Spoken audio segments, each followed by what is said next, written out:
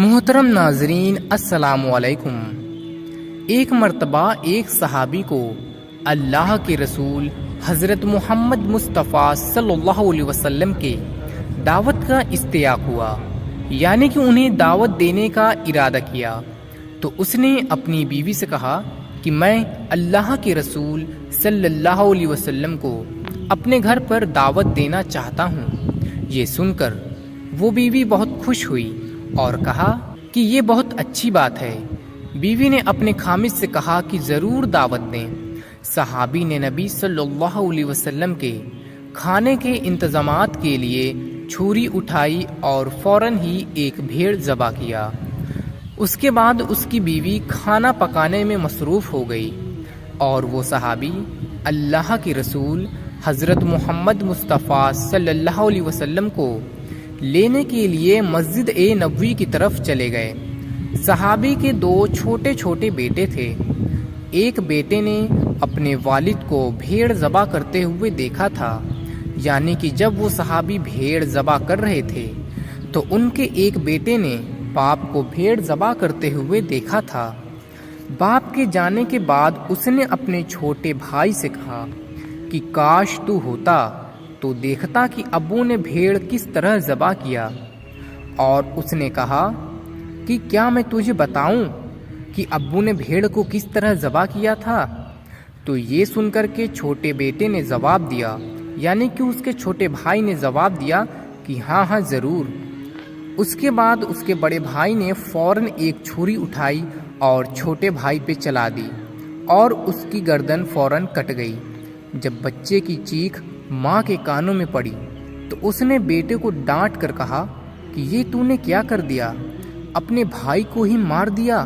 بڑا بیٹا ماں کی مار سے بچنے کے لیے چھت پر دوڑا اور چھت سے گر گیا اور مر گیا۔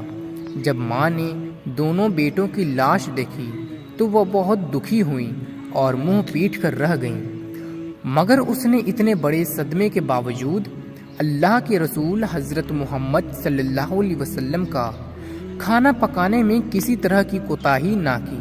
اس نے اپنے دونوں بچوں کی لاشیں اٹھائی اور ایک دوسرے کمرے میں رکھ کر ان پر کپڑا ڈال دیا۔ کچھ دیر کے بعد اس کا شوہر یعنی کہ وہ صحابی پیغمبر خدا صلی اللہ علیہ وسلم کو اپنے ساتھ لے کر کے گھر تشریف لائے اور ایک کمرے میں بیٹھے۔ بیوی نے اپنے شوہر کو بلا کر سارا ماجرا بیان کیا اور ان سے کہا کہ آپ اپنے دل پر قابو رکھیے گا اور حضور نبی کریم صلی اللہ علیہ وسلم کی دعوت میں کوئی کمی، کوئی کسر، کوئی خلل نہ ہونے دینا۔ صحابی نے آپ صلی اللہ علیہ وسلم کی خدمت میں کھانا پیش کیا۔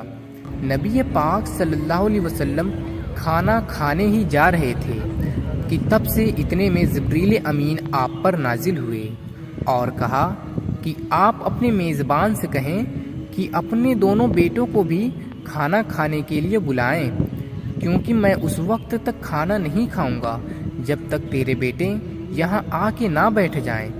نبی کریم نے میزبان سے فرمایا کہ اپنے دونوں بیٹوں کو بھی یہاں بلا لو۔ تو انہوں نے کہا کہ یا رسول اللہ، دونوں بچے کھیلنے کودنے کے لیے کہیں گئے ہوئے ہیں، وہ پتہ نہیں کب آئیں گے، آپ بسم اللہ کیجئے اور کھانا کو کھائیے۔ تو رسول اللہ صلی اللہ علیہ وسلم نے فرمایا کہ یہ ناممکن ہے، کیونکہ یہ اللہ کا حکم ہے۔ صحابی نے عرض کیا کہ یا رسول اللہ، میرے بیٹے اب اس دنیا میں نہیں رہیں، یعنی کہ وہ مر چکے ہیں، اور اس نے سارا قصہ نبی صلی اللہ علیہ وسلم سے بیان کیا۔ تب رسول اللہ نے فرمایا کہ تم ان کے جنازے کو میرے پاس لے آؤ۔ صحابی اٹھا اور دونوں بیٹے کی لاش کو لے کر آ گیا۔ نبی پاک صلی اللہ علیہ وسلم نے دعا پڑھی اور خدا سے ان کی زندگی کی درخواست کی۔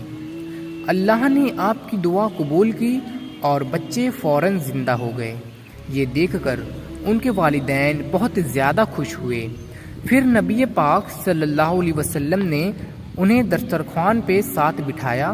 بچوں نے اللہ کے رسول صلی اللہ علیہ وسلم اور اپنے والد کے ساتھ مل کر کے کھانا کھایا۔ سبحان اللہ۔